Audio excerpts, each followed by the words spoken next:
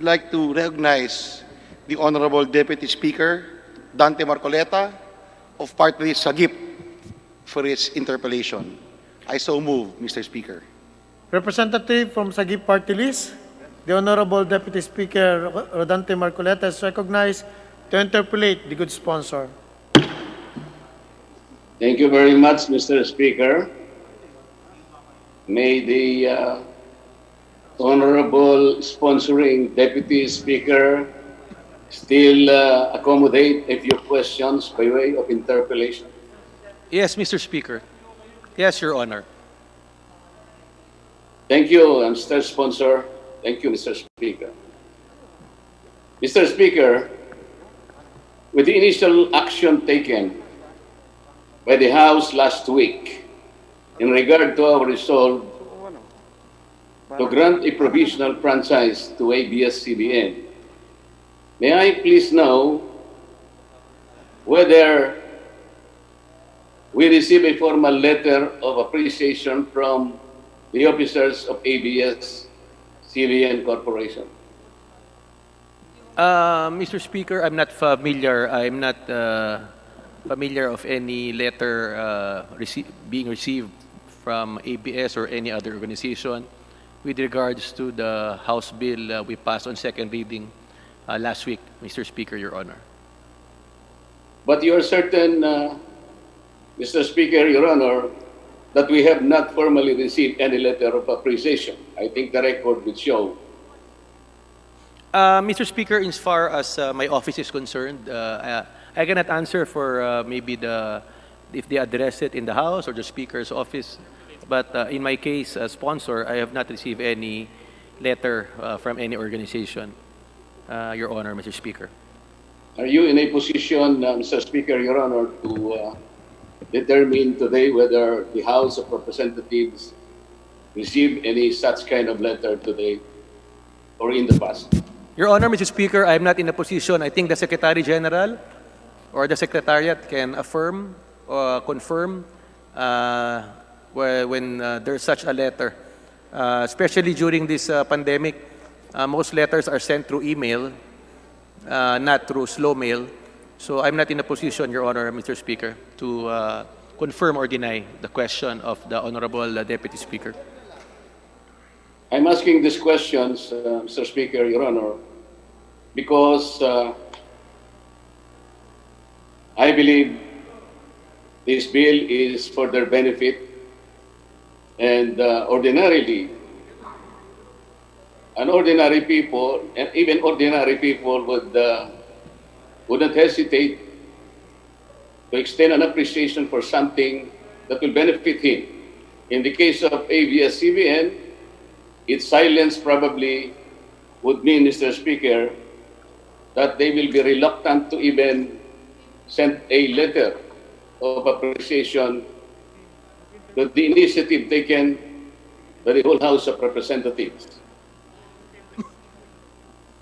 This means, Mr. Speaker, to me, that ABS-CBN is not interested in the action initiated by the House, despite the fact that the rules, as we know, have been relaxed to facilitate this provisional franchise. Would you feel that way, Mr. Speaker, Your Honor? I cannot speak for ABS, Mr. Speaker, Your Honor. But, you know, reading to the newspaper comments, especially those in favor of ABS, some were happy, some were not. Because those happy were saying that at least they can have operate for 5 months while the franchise is being heard. Iba naman, sinasabi, bakit 5 months lang, bakit hindi 25 years? So, I cannot speak for them, but mixed reactions. Yung ano naman, yung mga kontra naman, merong sinasabing maganda yan, mayroon nagalit dahil sabi ipasara na.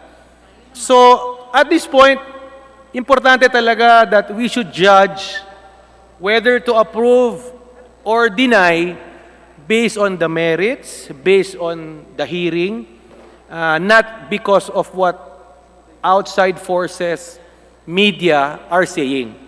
Because it's our constitutional duty and mandate to hear all sides and decide based on what we hear. So, Your Honor, Deputy Speaker, alam nyo po, kahit anong gawin ng Congress ngayon, ay merong mag-o-oppose, may mag-o-kontra, at meron napakahirap ng isatisfy both pro and against. So, my advice really is just hear this extensively and let us decide freely and objectively, Your Honor, Mr. Speaker. Mr. Speaker, Your Honor, the reason that I insist on this question, referring specifically to ABS-CBN officials, because I will not be happy, Mr. Speaker, if ABS-CBN, despite the grant of a provisional franchise on a silver platter, will still choose to lock down operations on the ground that it did not ask for such temporary authority in the first place. I will not like to see the Congress to be placed in that situation, Mr. Speaker. That is why I feel that this question is very important. Thank you, Mr. Speaker. The objective of the temporary permit provisional franchise is basically to give Congress ample time to have an impartial, extensive hearing first, for ABS to be able to operate while we are hearing, while we are deliberating. So that is just the intention. But if they ask me and the sponsors if we are for and against, we have to decide. Personally, I have not decided whether I'm for or against. I just want to hear all sides first. And that is the main rationale of the bill that we have filed, Your Honor, Mr. Speaker.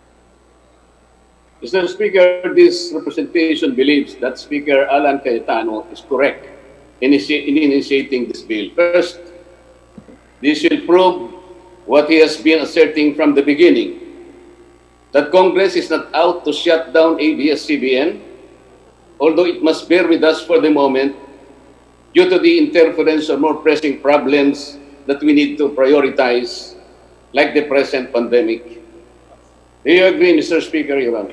I agree 100% with the stand of the Speaker, his statements that napakarami pong nangyari sa ating bansa. Nagkaroon ng taal, COVID na hindi naman natin inaasahan. Nag-assure po ang NTC na magagrant siya ng provisional permit. Tumiwala tayo, under oath, sinabi niya. Hindi po acceptable sa akin na isang opisyal ng gobyerno, lolokohin po tayo in a public hearing, under oath, pati Senado. Kung sinabi na lang niya po na hindi niya bibigyan yan noong March 10, then this Congress, the Speaker, the leaders of the House could have decided what actions we should take para either hindi magsira or mag-schedule ng marathon hearings. But alam mo, yung ginawa ng NTC talaga, mali. So knowing that, nag-file tayo ng bill to have a provisional franchise. But then again, binalik natin po sa plenaryo, sa second reading, so that we can further discuss. Marami pang gusto magsalita, mag-interpolate, mag-propose ng amendments. It only shows that this leadership wants to ensure due process, fairness, impartiality. So yan lang po, ako po ay saludo sa ating liderato, particularly kay Speaker Alan Cayetano. Thank you for that answer, Mr. Speaker, Your Honor.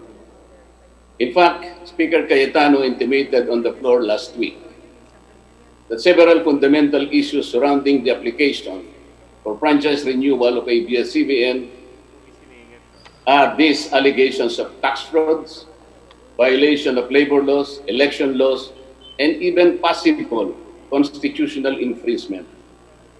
And the Speaker thought that this must be looked into seriously. Do you agree, Mr. Speaker, Your Honor? Tama po, kasi ang daming issue Labor laws, alleged labor laws that have been violated. We should hear people alleging this, and we should also hear ABS. What is their side? Alleged constitutional laws violated, like ownership. The Constitution is very clear. Media, particularly, should be 100% be Filipino-owned. Election laws violated. Tax laws violated. Kailangan po lahat ng mga yan pakinggan sa isang malawakan na pandinig at hearing. para talagang marinig lahat. Then let ABS also defend themselves to counter whatever allegations that will come out during the hearings at hindi talaga yan mareresolba sa isa, dalawang araw. May ano kasi iba nagsasabi dyan na paspasan nyo na yan. Alam nyo, pag paspasan natin yan, hindi natin ginagampanan ng ating constitutional duty to ensure fairness and objectivity. At pag ipasa natin to ng mabilis na panahon, paano, yung sinasabing equal protection, paano naman yung ibang mga nag-a-apply ng prangkisa na ordinaryong radio station na umaabot ng 3 taon, 5 taon, samantalang gusto natin pagbigyan dahil allegedly media giant. So, importante talaga, malawakang hearing, impartial, due process, ibigay sa lahat, for or against. Your Honor, Mr. Speaker. As an example of these allegations, Mr. Speaker, Your Honor, based on the 2018 audited financial statement of ABS-CBN Corporation, it has pending legal cases in courts. We need to know the nature of these cases, whether criminal, civil, or tax-related cases, and their respective status. Personally, Mr. Speaker, this representation wants to know the status of the case appealed by ABS-CBN in the Supreme Court involving some 103 of its workers referred to as talents and who were terminated by this company without just cause. Do you agree, Mr. Speaker, Your Honor?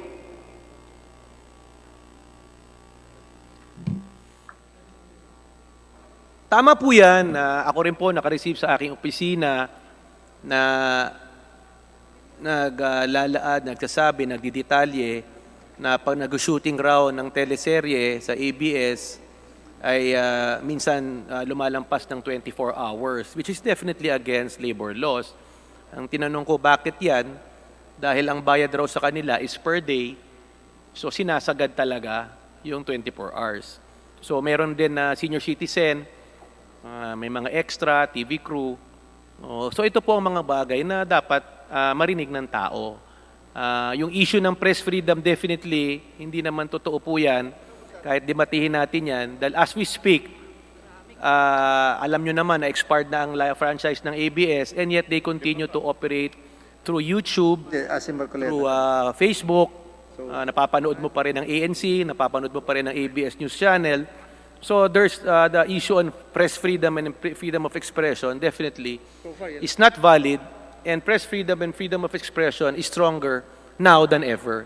So tama po ang mga punto na sinasabi ng ating kagalang-galang na Deputy Speaker Marcoleta na dapat itong mga akusasyon marinig at pakinggan rin natin ng ABS na sagutin.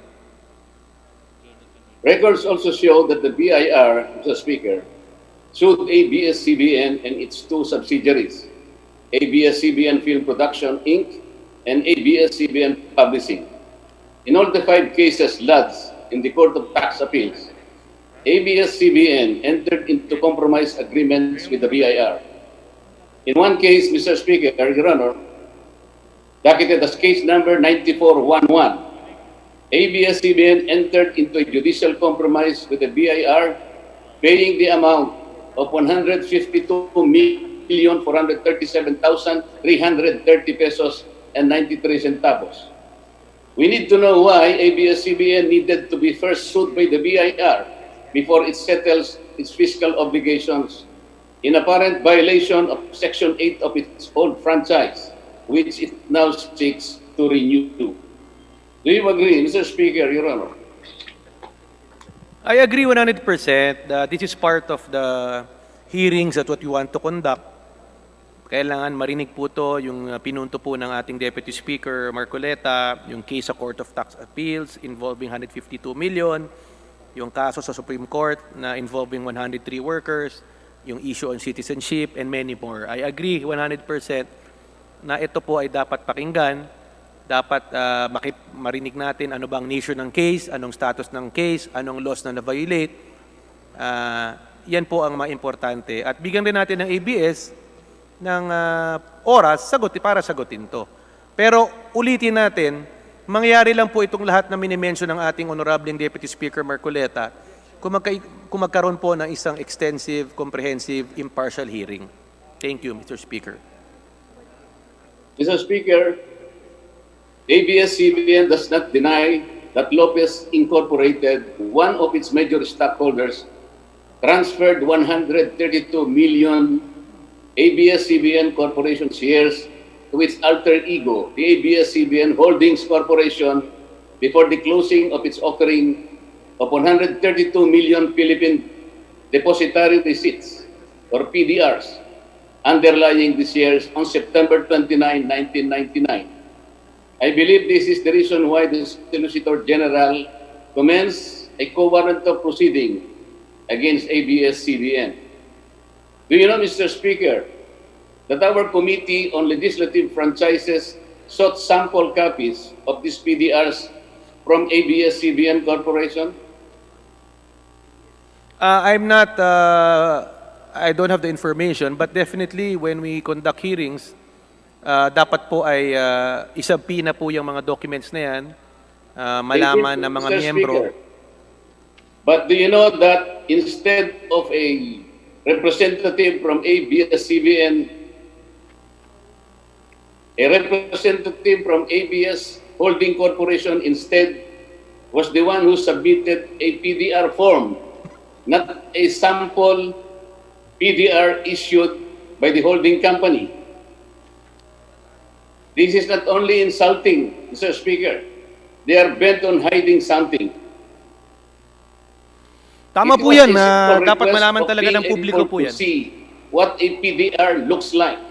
Maybe because of curiosity, our Committee on Franchises asked them to please present Xerox copies of these PDRs. There are 132 million PDRs issued. Not even one they are able to present as a sample copy. What they did present is a sample form, Mr. Speaker. Tama po yan. Lahat po yan dapat isubpoena, i-present sa committee, malaman ng publiko to help us decide freely and objectively. Napakarami pa po niyan mga tanong na yan. May nang nagsasabi nga, na nag-apply nga raw sila ng franchise noong 16 Congress, 2014-16, pero nung hiningian rin sila ng mga dokumento, hindi rin po nag-submit. So ito dapat nalalaman ng publiko, but this 18 Congress, we will make sure that all sides will be heard, all documents requested should be submitted, or else we will cite them for contempt, both for and against, Your Honor, Mr. Speaker. Thank you, Mr. Speaker, Your Honor. Mr. Speaker, a Philippine Depositary Receipt, or PDR, is a security which grants the holder the right to delivery of sale of the underlying share. It consists of a deposit price and an option price. An option price is considered as payment when the buyer opts to exercise his option of converting the PDRs to ABS-CBN corporate shares. Each PDR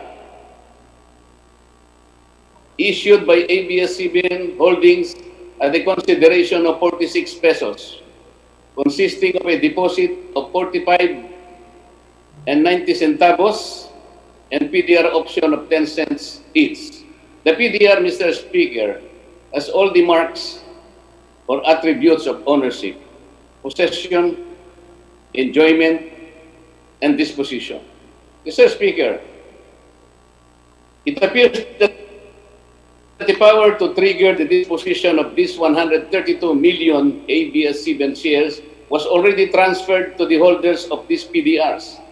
Many of these have fallen into the hands of foreigners. At the very least, Mr. Speaker, there is a need to pierce the veil of corporate fiction of ABS-CBN Holdings to expose this scheme. Would you agree to me, Mr. Speaker, Your Honor? Yung mga punto po ng ating kagalang-galang na Deputy Speaker ay talagang dapat mailabas po yan sa lahat sa hearing.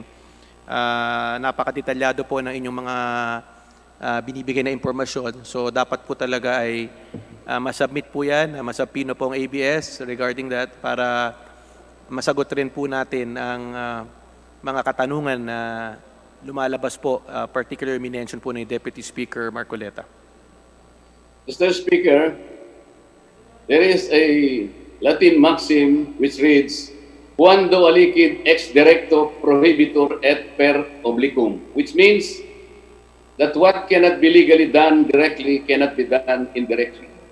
Mr. Speaker, we need to ascertain that these PDRs are not being utilized as legal subterfuge in order to make illusory the all-Filipino requirement of the Constitution on the ownership and management of mass media outfits. Do you agree, Mr. Speaker, Your Honor?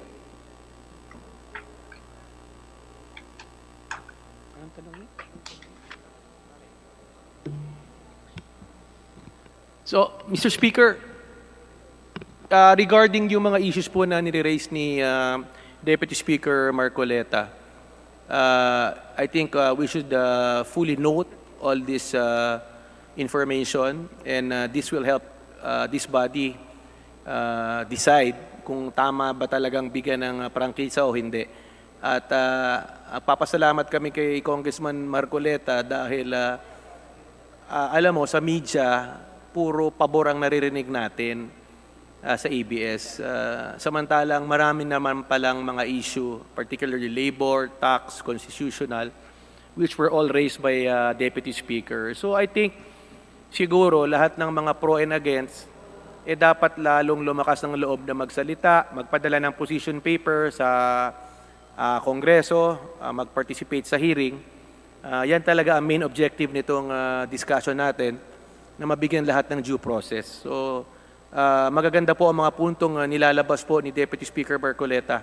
And we duly note all this information and cases filed against ABS that we will have to tackle at the proper time during committee deliberations. Thank you, Mr. Speaker. Thank you, Mr. Speaker. Of the four stockholder corporations that own Lopez, Inc., which is the majority stockholder of ABS-CBN Corporation, two of them admitted in their documents submitted to the Committee on Legislative Franchises that they are not wholly owned Filipino, including the dubious PCD Nominee Corporation, another major owner of ABS-CBN, which apparently represents the interests of PDR holders. Don't you think we need to scrutinize this issue more properly, Mr. Speaker, Your Honor? Malinaw po yan sa Constitution, Article 16, Section 11. The ownership and management of mass media shall be limited to citizens of the Philippines. So, we have to determine whether the ABS-CBN violated this constitutional provision such that some of its owners are not Filipino citizens. Thank you, Mr. Speaker. Mr. Speaker. Mr. Speaker, I also believe that the House needs to inquire on the issues revolving around the sequestration of mass media outfits in April 1986, including BBC Channel 2, now ABS-CBN Corporation, and the eventual return of ABS-CBN to the Lopezes. One of the objectives of Executive Order Number 11 of then-President Cory Aquino was to settle the question of the true ownership of these media outfits, including that of ABS-CBN Channel 2.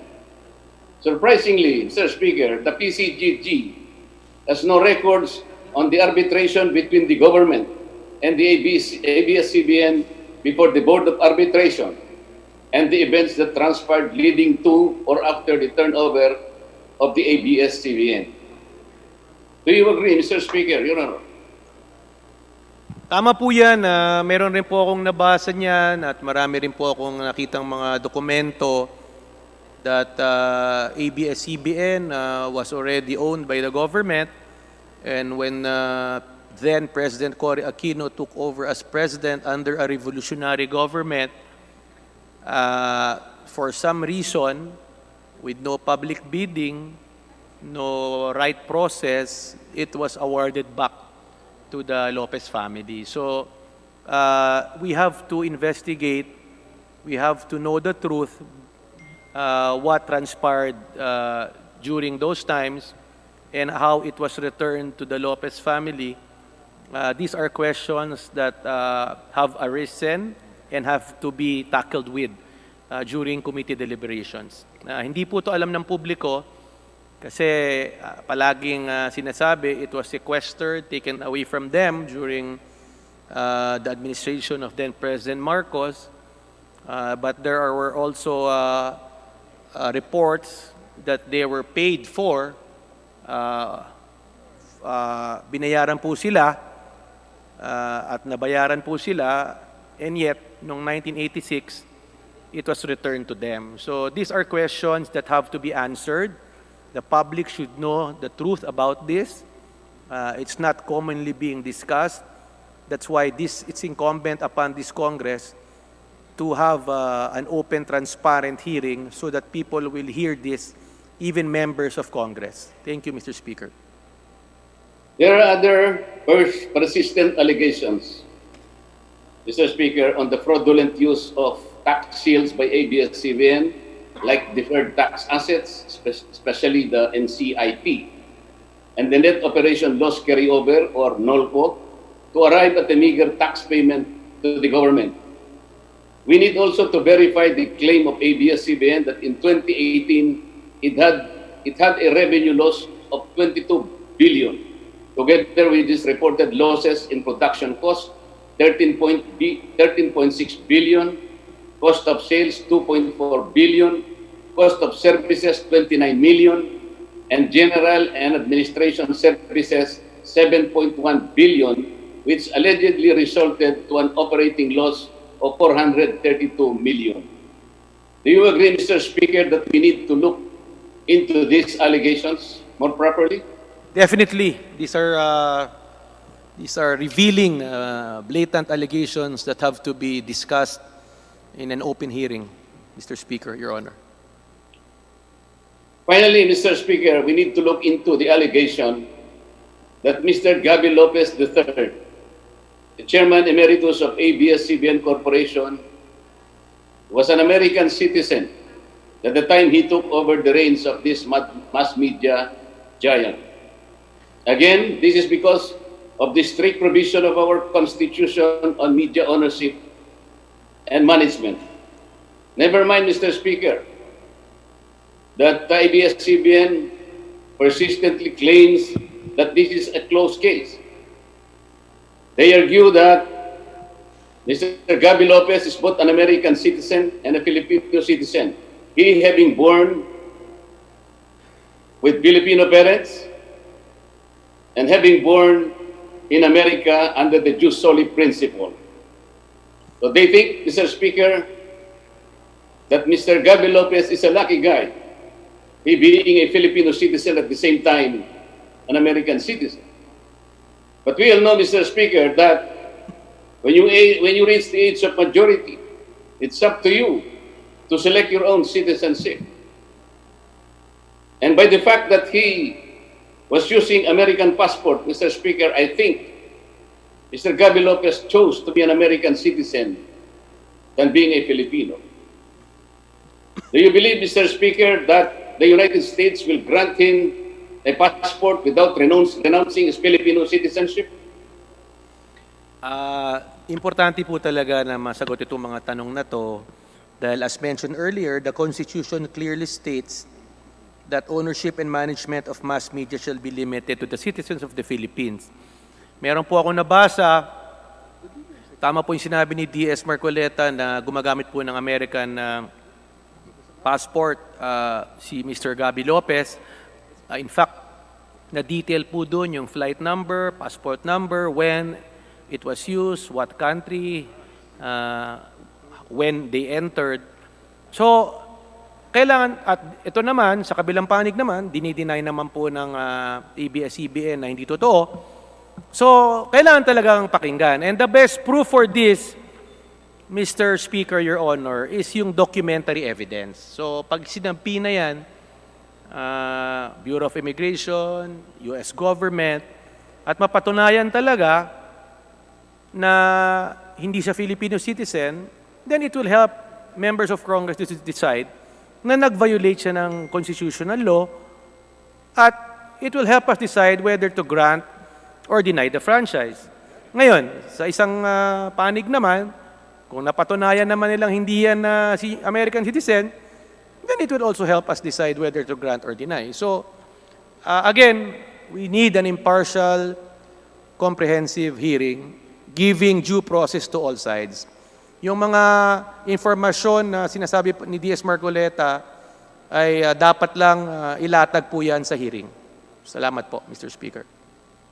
Mr. Speaker, you might have noticed that I am asking these questions for the simple reason of conveying to our members and the public at large that there are very serious allegations surrounding the renewal of franchise of ABS-CBN, and that Congress should not lessen or loosen its guard in being able to exercise its oversight powers before it grants a very important permit to operate to mass media subject to the limitations given to us by our Constitution. I'd like to thank you, Mr. Sponsor, and thank you, Mr. Speaker. Thank you, our colleagues, for your time and attention. Thank you very much. Thank you, Mr. Speaker. Thank you, Deputy Speaker. Majority Leader.